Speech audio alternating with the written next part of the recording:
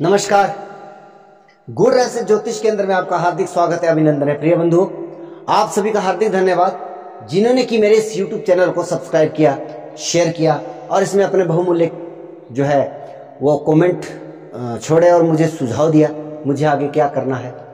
मेरी कुछ गलतियों को भी आपने सुधारने का प्रयास किया। बहुत अच्छा लगता है जब आप लोग इतनी गहराई से किसी चीज़ को देखते हैं। और मैंने पहले भी कहा कि निश्चित तौर पर YouTube पर मेरा एक्सपीरियंस थोड़ा नया है, इसलिए उसमें गलती की संभावना अधिक रहने की संभावना है, अधिक गलतियां होने की संभावना है। इसलिए आप मुझे समय समय पर गाइड करते हैं, बहुत मुझे अच्छा लगता है। अच्छा, बात करते हैं आषाढ़ मास 15 जून से लेकर 16 जुलाई तक। जैसे कि मैंने पहले भी कहा था कि मैं भारतीय पंचांग या हिंदी पंचांग के अकॉर्डिंग जो है जो गणना हमारी होती है वर्ष की, महीने की, दिन की, मास की, पक्ष की, उन गणनाओं के अकॉर्डिंग जो है आपको राशिफल प्रदान करूंगा। मैं जनवरी, फरवरी, मार्च, अप्रैल वो उस सेगमेंट में जाना नहीं चाहूँगा। मुझे उम्मीद है आप लोग मुझे इसमें सहयोग करेंगे, क्योंकि हम लोग बैठे बैठे सोचते हैं कि हमारा धर्म जो है खतरे में पड़ गया है और सामने वाले को पड़ताड़ते रहते हैं कि आप इसके लिए क्या कर रहे हैं। जी, यह जब तक हम किसी दूसरे के भरोसे बैठते हैं ना, तब तक बहुत देर हो जाती है। और हमें प्रयास करना है, हमें प्रयास करना है सनातन धर्म की। हालांकि इसकी रक्षा की आवश्यकता नहीं है, मैं ये नहीं कहता कि इसकी आप हम लोग कौन होते इसकी रक्षा करने वाले। जिस विधाता ने, जिस ब्रह्मा जी ने इसकी रचना की है, या जहां से ये मानवता की मानव उत्पन्न हुआ है, उस धर्म की रक्षा की आवश्यकता हम आपको नहीं है, लेकिन हमें उसके मार्गदर्शन पर चलते रहना है, उसको कंटिन्यू करते हुए चलना है। अगर हम लोग इस चीज़ को छोड़ते हुए चलेंगे तो आगामी पीढ़ियां जो है हमारी, वह क्या उनको हम क्या संदेश दे रहे हैं। ऐसे जो कार्य करते हैं, जो जमीन से जुड़े कार्य कर रहे हैं लोग, मैं ये नहीं कहता कि आप मुझे समर्थन करें या किसी और को समर्थन करें। आपका अपने हृदय वाली बात है, आपके मन में जो विचार आता है, अगर आपको लगता है कि हाँ कहीं ना कहीं, भले ही मुझे बहुत सूक्ष्म ज्ञान है, बहुत कम ज्ञान है, मुझे कुछ भी नहीं आता है, लेकिन एक मेरा सच्चा सा प्रयास रहता है कि हमें सनातन धर्म जो हमारा है, हमें उसकी लिए और उसके मुताबिक हमें कार्य करना चाहिए, ताकि हमारे बच्चे, हमारी आगामी पीढ़ियां जो उस संस्कार को लेकर के उत्पन्न हो। ये जो अंग्रेज़ों की जो फॉर्मेट है, इसको हमें धीरे धीरे नष्ट करना है। और इसके लिए हम हिंदुस्तानी स्वयं तैयार नहीं है कि अंग्रेज़ों ने बना दिया है, ऐसा है, वैसा है, जनवरी है, फरवरी है, मार्च, अप्रैल में मैं इस पे नहीं जाना चाहूँगा। हालांकि अंतर्राष्ट्रीय लेवल पर अगर हमें काम करना है तो इन चीज़ों की आवश्यकता है, लेकिन ये आवश्यकता क्यों पड़ी, क्यों ये अंतर्राष्ट्रीय लेवल पर पॉपुलर हो गया? हमारी संस्कृति वो राष्ट्रीय अंतर्राष्ट्रीय लेवल पर काम नहीं कर सकती क्या? कर रही है, लेकिन वो प्रयास जो है पर्याप्त नहीं है। हम आप सभी को जो है एकजुटता से इस तरह के जो है कार्य में अपना सहयोग देना चाहिए। जहाँ पर आपको लगता है कि हाँ ये हमारे शास्त्र के मुताबिक या हमारे सनातन धर्म के मुताबिक कार्य कर रहा है, आप ऐसे धर्म गुरुओं का समर्थन अवश्य करें। मेरा करें ना करें, या अगर आपको लगता है कि हाँ मेरा प्रयास जो मैं कर रहा हूँ, चाहे थोड़ा है, कहीं ना कहीं इस संस्कृति को उजागर रखते हुए अपने भावी पीढ़ी के लिए जो है कुछ करना चाहता हूँ, तो आप मुझे भी सहयोग करें। तो मेरे इस YouTube चैनल को सब्सक्राइब करें, वीडियो को अंत तक देखें, इसे शेयर करें, औरों से सब्सक्राइब करें, ताकि कुछ इसका प्रचार प्रसार अधिक हो, समझ में आए कि ये बैसाख जेठ आषाढ़ सावन ये क्या होता है, कब हमारा नव वर्ष होता है, इस तरह से। और राशिफल क्योंकि सब लोग देखते हैं, और ये भी एक मैं जानता हूँ कि ज्योतिष के क्षेत्र में ये TRP का एक माध्यम है। बहुत गहराई से इसके परिणाम होंगे। मैं बहुत बार कहता हूँ कि दशाएं अंतरदशाएं और आपकी कुंडली अगर वो उसके अकॉर्डिंग नहीं है तो ये गोचर आपके लिए परिणाम नहीं दे सकता है, नहीं दे सकता है।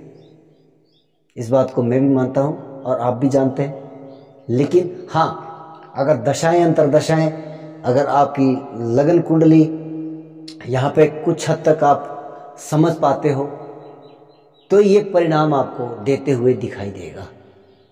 अदरवाइज इसको आप 15 से 10% ही मान लीजिए कि हाँ ऐसा हो। हाँ, वो एक्सीडेंटली कभी अचानक कभी ऐसे उपयोग हो जाता है, तो वहाँ पर जो है वो कई बार सफलता भी मिल जाती है कि सामने वाले पर वो 100% काम कर जाता है, क्योंकि उसकी दशाएं अंतरदशाएं जो है वो उस गोचर के साथ मैच कर रही है। तो आइए चलते हैं धनु राशि, धनु लगन। चंद्रमा अगर आपका 9 नंबर पर है तो ये वीडियो आपके लिए। अगर आपका भाव नंबर 1 में धनु राशि है, 9 नंबर लिखा है, तो आपका लगन धनु है, तब आप इस वीडियो को देख सकते हैं।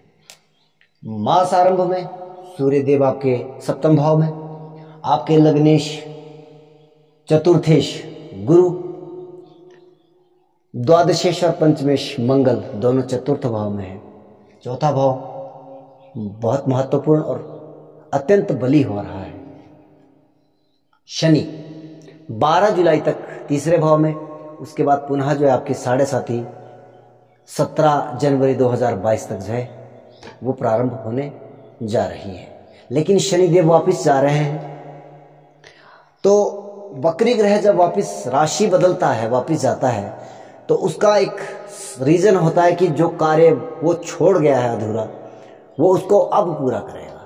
तो पीरियड काफी लंबा है, निश्चित तौर पर छूटती 7.5 है, बेहतर परिणाम आपके लिए हो सकता है, इससे घबराने वाली बात नहीं। हाँ, वर्कलोड बढ़ने वाला है, जिम्मेवारी बढ़ने वाली है, इसमें कोई संदेह नहीं है, क्योंकि मैंने ये पहले भी कहा है कि 7.5 जो है वो जिम्मेवारी प्रदान करता है। चतुर्थ भाव भूमि भवन वाहन आदि से आपको लाभ प्राप्ति की संभावनाएं बन रही है, लेकिन 27 जून तक ही पूर्ण लाभ की प्राप्ति हो सकती है।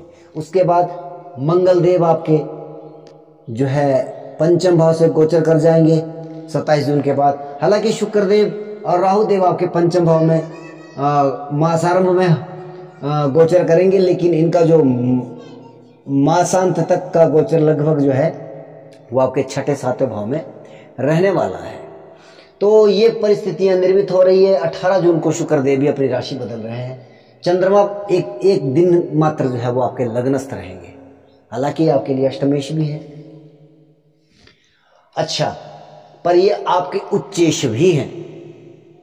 तो चंद्रमा के साथ धनु राशि का और चंद्रमा का संबंध बहुत अलग प्रकार का है, अजीबोगरीब संबंध है।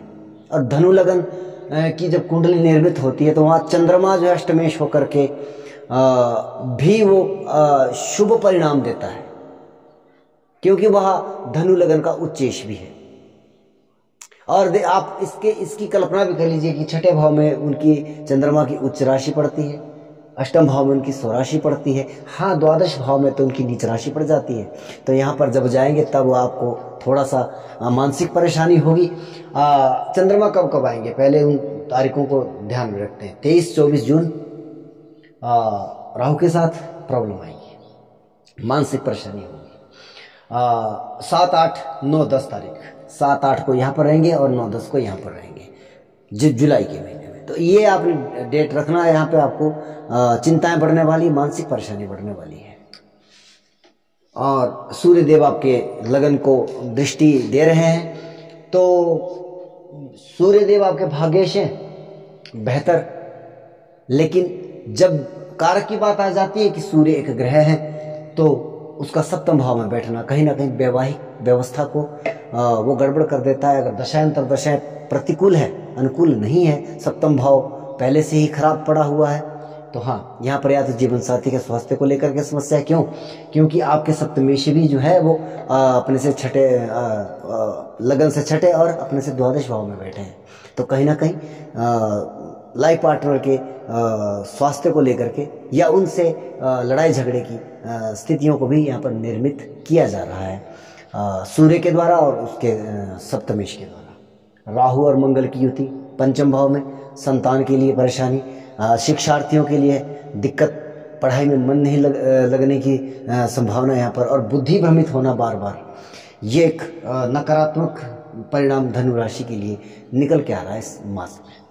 अच्छा, उसके बाद शुक्र देव मासांत में 23 जुलाई के आसपास जो है वो सप्तम भाव में आ जाएंगे आपके, और बुध देव 2 जून को, 2 जुलाई को, 2 जुलाई को बुध देव जब यहाँ आएंगे तो कुछ राहत प्राप्त होगी। लेकिन सूर्य के संदर्भ में जब बुध देव आते हैं तो वो सूर्य के अकॉर्डिंग परिणाम लेकर के आते हैं। लेकिन सप्तमेश है तो भाव की रक्षा तो कम से कम करेंगे। तो यहाँ पर आपके लाइफ पार्टनर की थोड़ी सी स्थितियाँ सुधर सकती है अगर स्वास्थ्य खराब है 2 जुलाई को। उसके बाद जब बुधदेव आपके सप्तम भाव में आ जाएंगे, और 13 जुलाई आते आते शुक्र भी जो है आपके मासांत तक जो है आपकी, हालांकि कुंडली में अगर ये योग सप्तम भाव में है तो बहुत नकारात्मक परिणाम देता है उसके, और बहुत सारे, क्योंकि यह 3 ग्रह जब आपस में मिलते हैं तो कहीं ना कहीं यह भी एक प्रकार का नपुंसक योग बनाते हैं। लेकिन गोचर में इस तरह की व्यवस्था हर किसी के लिए कहना वो अच्छा नहीं है, क्योंकि वो परिणाम होता भी नहीं है। ये गोचर है, पार्ट टाइम के लिए। तो हाँ, अगर ऐसे में इस समय में कोई बच्चा पैदा होता है तो उसके कुंडली में ये योग बनेगा, वो आगे आने वाली संभावनाएं हैं। तो इस तरह से आपका मासिक राशिफल रहेगा। अब बात करते हैं राशि मकर की। मकर राशि, मकर लगन। शनिदेव आपके राशिश हैं, आपके लग्नेश हैं कहते हैं। तो यहाँ पर जो है मकर राशि मकर लगन के जातकों के लिए शनिदेव, हालांकि आपके वो राशिपति हैं, आपके लग्नेश हैं, तो बहुत ज़्यादा नकारात्मक तो नहीं। लेकिन ये कॉन्सेप्ट जो गोचर वाला है या शनि की 7.5 का है, मैं नहीं मानता कि इसको राशि के अकॉर्डिंग अच्छा बुरा कहना या किस राशि के लिए कैसा रहता है। मेरा तो एक इसमें सीधे तौर पर कहना है कि हाँ, वर्कलोड बढ़ने वाला है, अधिक मेहनत करके आपको कम धन अर्जन होगा। ये 7.5 की जो डेफिनेशन है। और अगर 7.5 एक गोचर का ही एक कॉन्सेप्ट है, तो 7.5 क्यों, शनि का ही गोचर क्यों, अन्य ग्रहों का गोचर भी महत्वपूर्ण होता है। उसी के अकॉर्डिंग राहु केतु को देख लीजिए आप, आपके राहु केतु जब चंद्रमा के ऊपर से आते हैं तो बहुत अधिक परेशानी देते हैं। मैं कहता हूँ शनि से अधिक परेशानियां देते हैं राहु और केतु जब चंद्रमा के ऊपर से या लगन के ऊपर से आते हैं। आपके राशिश शनिदेव आपके 2 भाव में, गुरु मंगल की युति 3 भाव में, राहु शुक्र आपके 4th भाव में, बुध 5th भाव में, और सूर्य जो है आपके 6th भाव में, और केतु देव आपके 10th भाव में, और चंद्रमा आपके मासारंभ में इनके पहले दिन 15 तारीख को जो है वो आपके 12 भाव में गोचर करेंगे। व्यवस्था इस तरह की है। कार्य क्षेत्र में जो है वो परेशानी दिखाई दे रही है। केतुदेव है, डिटैचमेंट के कारक है, और कहीं ना कहीं ऐसी स्थितियां निर्मित करते हैं केतुदेव कि काम करने में मन नहीं लगता, ये काम भी छोड़ो, वो भी छोड़ो, ऐसा भी, ये भी अच्छा नहीं, वो भी अच्छा नहीं। ये केतु की अपनी एक मतलब वो कार्य करने की क्षमता है, यानी कि ये मुक्ति का ग्रह है। तो ये किसी भाव में जाता है, उस भाव से संबंधित चीज़ों को डिटेच करना शुरू कर देता है। तो लगन गोचर में भी इस तरह की स्थितियाँ आपके लिए निर्मित हो रही है। शुक्रदेव आपके 18 तारीख को जो है वो वहाँ अपनी राशि बदल देंगे। शुक्रदेव आपके जो है वो अपनी पंचम भाव में और स्वराशि के आ जाएंगे। राहु देव से छूट करके 18 तारीख को इनके मास के 2-3 दिन बाद जो है शुक्रदेव अपना राशि बदल देंगे। यह एक बहुत बेहतर परिणाम लेकर के आ रहा है। आपके भाग्येश और आपके पंचमेश, इन दोनों की युति का पंचम भाव में, इनकी ज्ञान के भाव में, बुद्धि के भाव में, शिक्षा के भाव में, संतान के भाव में गोचर करना बहुत बेहतर, शिक्षा के लिए बहुत बेहतर, शिक्षार्थियों के लिए बहुत बेहतर, शिक्षा से संबंधित जो टीचिंग लाइन में है उसमें अगर है बहुत बेहतर, आप निश्चित तौर पर। और यहाँ पर मैं कहूँगा कि अगर आप अफेयर में हो या मतलब आप प्रेम संबंधों में जाना चाह रहे हो या जा रहे हैं, उसमें आप संलिप्त हैं, तो ये समय आपके लिए बहुत बेहतर परिणाम लेकर के आ रहा है, जो अब तक आपको परेशान किया हुआ था।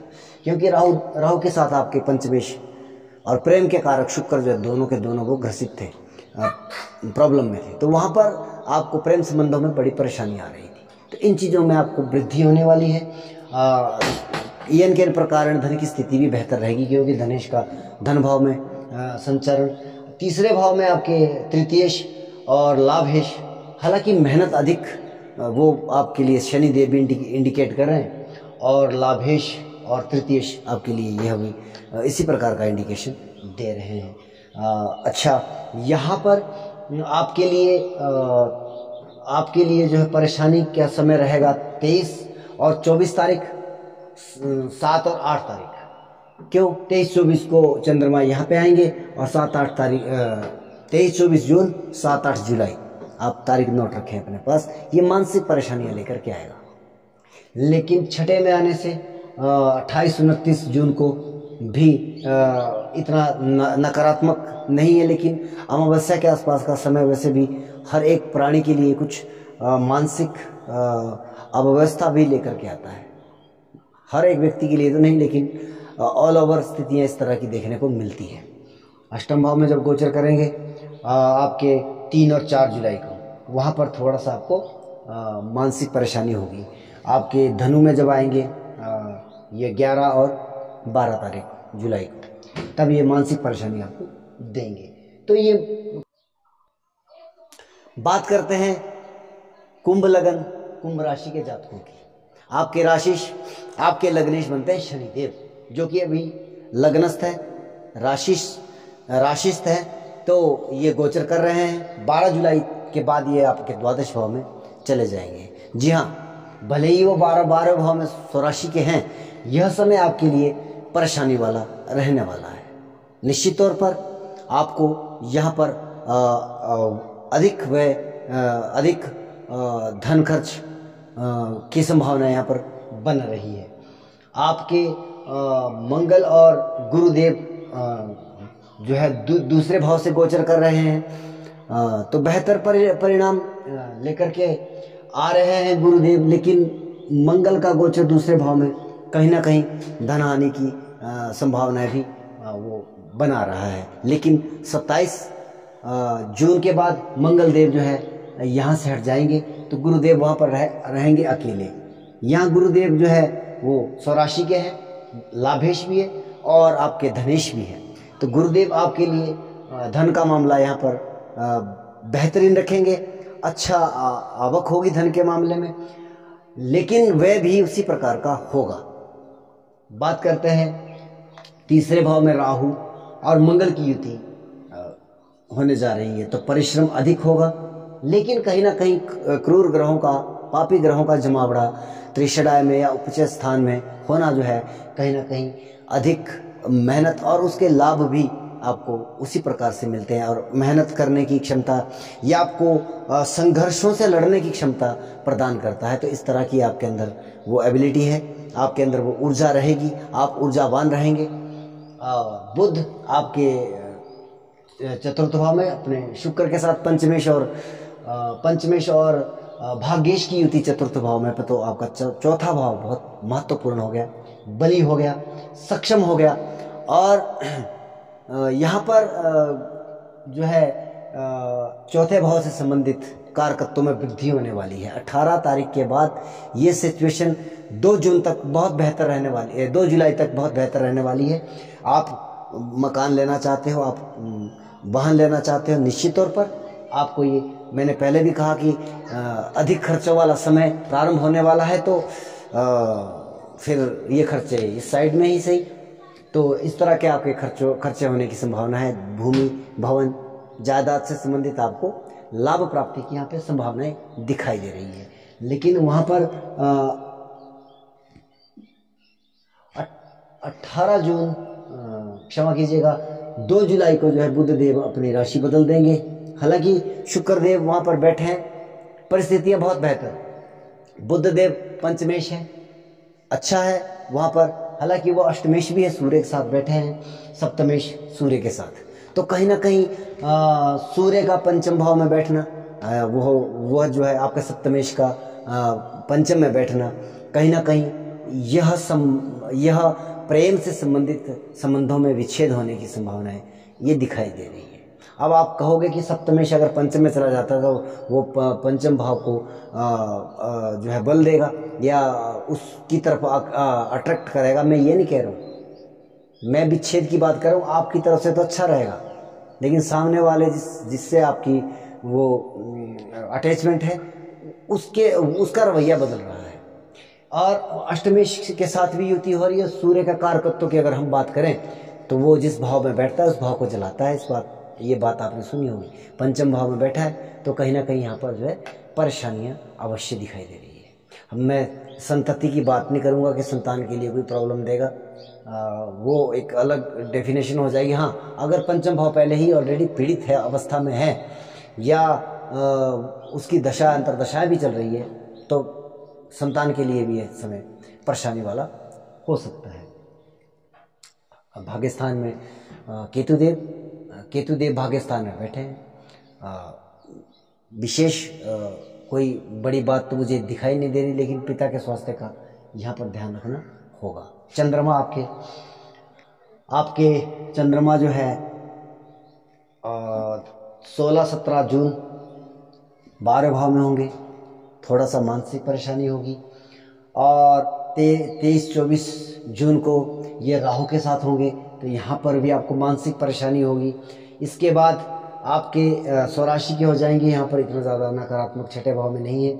लेकिन जब ये जो है कन्या में आएंगे आपके 5-6 तारीख यानी कि 5-6 जुलाई को, तब आपको मानसिक परेशानी होगी। 5, 6, 7 और 8 तारीख को जो है ये मानसिक परेशानी आपके साथ रहने वाली रहेगी। मीन राशि, मीन लगन के जातकों का हाल, गुरुदेव आपके वर्ष भर यहाँ रहने वाले हैं तो यह एक सुंदर परिस्थितियां निर्मित हो रही हैं। और कुछ समय तक यानी कि 27 जून तक आपके द्वितीयेश और आपके भाग्येश मंगल देव का भी इनको सहयोग मिलने वाला है। तो मान सम्मान में वृद्धि, धन भाग्य के द्वारा धन प्राप्ति के योग बहुत बेहतरीन रहने वाले हैं। लेकिन द्वितीय भाव में राहु देव आपको वहाँ प्रेरित करेंगे कि गलत तरीके से धन कमाने के लिए या शॉर्टकट फॉर्मेट के लिए, या आप जो है कहीं ऐसी जगह पर जो है वो धन का प्रयास कर सकते हैं जिससे आपको नुकसान हो सकता है। तो ऐसे प्रयासों से बचिएगा। राहु देव द्वितीय भाव में है तो ये परेशानी यहाँ पे हो सकती है। शनि देव आपके 12 भाव में द्वादशेष होकर के विदेशों से भी लाभ दे सकते हैं, विदेशों से संबंध अच्छे कर सकते हैं और लाभेश भी हैं। तो अगर आपका व्यवसाय विदेश से जुड़ा है तो बहुत बेहतर परिणाम यहाँ पर मिल सकते हैं। अन्यथा ये अधिक खर्चों का मामला भी यहाँ पर देखने में आ रहा है। शुक्र देव आपके 18 जून को जो है मास प्रारंभ में ही वह तृतीय भाव में अपने मित्र बुध के साथ जो है वो संचार करेंगे। वैसे तो शुक्र देव आपके अष्टमेश है और आपके तृतीयेश भी है, तो मेहनत से लाभ प्राप्ति होगी अगर आप मेहनत करेंगे। और बुध देव आपके चतुर्थेश हैं, अपने से द्वादश में गोचर कर रहे हैं, लेकिन यह 2 जुलाई को बुध देव चतुर्थ भाव में आ जाएंगे।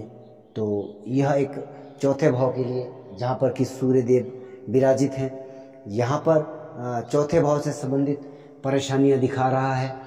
भूमि भवन आदि की परेशानियाँ मुझे यहाँ पर दिखाई दे रही है। वाहन आदि जो है वो थोड़ा सा अगर आप संभल करके चलाने का प्रयास करेंगे तो बहुत बेहतर रहेगा, क्योंकि वो छठे भाव के स्वामी भी हैं।